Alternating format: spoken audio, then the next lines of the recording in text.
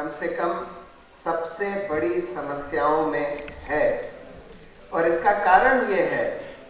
कि भ्रष्टाचार से सिर्फ आम आदमी का पैसा जो उसके डेवलपमेंट के लिए खर्च होना चाहिए सिर्फ उसको ही नहीं लूटा जाता, वो तो लूटता ही है, लेकिन उसके अलावा ऐसी नीतियां भ्रष्टाचार के कारण बन जाती हैं, बनाई जाती हैं, जो कि जनहित से हटकर बड़ी बड़ी कंपनियों का फायदा कराने के लिए, जैसे कि परमाणु ऊर्जा के प्लांट, जो बहुत ही खतरनाक तरीका है, सबसे महंगा तरीका है, बहुत खतरनाक तरीका है परमाणु ऊर्जा बनाने के लिए,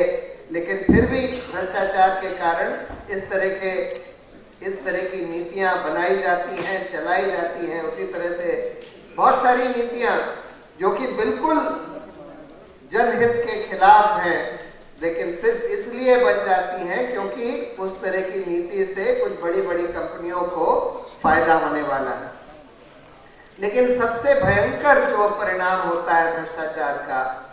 वो है कि भ्रष्टाचार की वजह से एक ऐसा भ्रष्ट माफिया देश में पैदा हो जाता है, एक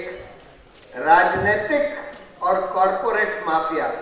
जो इस देश की पूरी व्यवस्था के ऊपर हावी हो जाता है और वो पूरे लोकतंत्र के लिए बहुत बड़ा खतरा बन जाता है। इस वजह से हम ये मानते हैं कि भ्रष्टाचार इस देश की सबसे गंभीर समस्याओं में से है। जैसे आनंद जी ने बताया, भ्रष्टाचार के खिलाफ कई मूवमेंट चले। एक आरटीआई का मूवमेंट चला, बहुत दिन चला, और उसके बाद और आज भी चल रहा है, और उसकी वजह से एक बहुत बढ़िया कानून हिंदुस्तान में बन पाया, सूचना के अधिकार का कानून, जिसके चलते हुए काफी पारदर्शिता देश में आई। लेकिन आज उसी कानून को खत्म करने के नए नए तरीके सरकार निकालने की कोशिश कर रही है। एक तरफ तो सीबीआई और एक एक करके और एजेंसीज को इस कानून के बाहर किया जा रहा है, दूसरी तरफ बार बार ये कोशिश करी जाती है कि इस कानून में कुछ और अमेंडमेंट्स कर दिए जाएं, फाइल नोटिंग्स वगैरह को निकाल दिया जाए, और तीसरा जो एक तरीका जो मोदी जी ने पेटेंट कर लिया है किसी भी कानून को खत्म करने का तरीका ये है कि वहां पर नियुक्तियां ही ना करो। कई साल से, 2 साल से ज्यादा 4 सेंट्रल इंफॉर्मेशन कमीशन में 4 वैकेंसीज रखी गई। बार बार हम लोग कोर्ट गए, बार बार कोर्ट के ऑर्डर हुए, उसके बाद जाकर अब सुप्रीम कोर्ट के आदेश की वजह से कल जाकर उन्होंने सुप्रीम कोर्ट में बोला है कि अच्छा हमने अपॉइंटमेंट कर दी। लेकिन अपॉइंटमेंट भी ऐसे अब करे जा रहे हैं जैसे अभी बस्सी साहब का नाम प्रपोज किया गया, जो ऐसा आदमी, ऐसा पुलिस कमिश्नर जो कि बर्बरता से, जिस तरह से आप देख रहे हैं कि जेएनयू वाले मसले में जो उनका बिहेवियर है दिल्ली पुलिस का, और सुप्रीम कोर्ट के आदेश के बाद भी ऐसे आदमी को रिवॉर्ड देने के लिए उसका नाम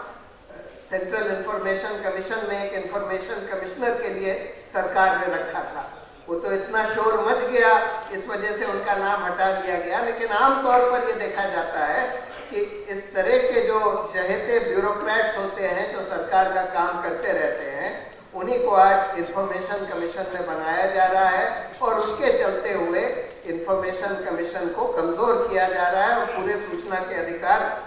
को कमजोर किया जा रहा है। उसके बाद 4 साल पहले लोकपाल का एक बहुत बड़ा आंदोलन इस देश में चला, और उस समय तो जब ये आंदोलन चला, लाखों करोड़ों लोग सड़कों पर उतर आए और हमें लगा कि अब तो लोकपाल का कानून जरूरी बन जाए। एक कानून जरूर बना, काफी दिन बाद बना, लेकिन बना। लेकिन वो एक कमजोर कानून था। जिस तरह का जन लोकपाल बिल हम लोगों ने प्रपोज किया था, जिसमें कि लोकपाल बिल्कुल सरकार से स्वतंत्र रहे, नियुक्ति भी सरकार के कंट्रोल में ना हो, उसके पास पूरी ताकत हो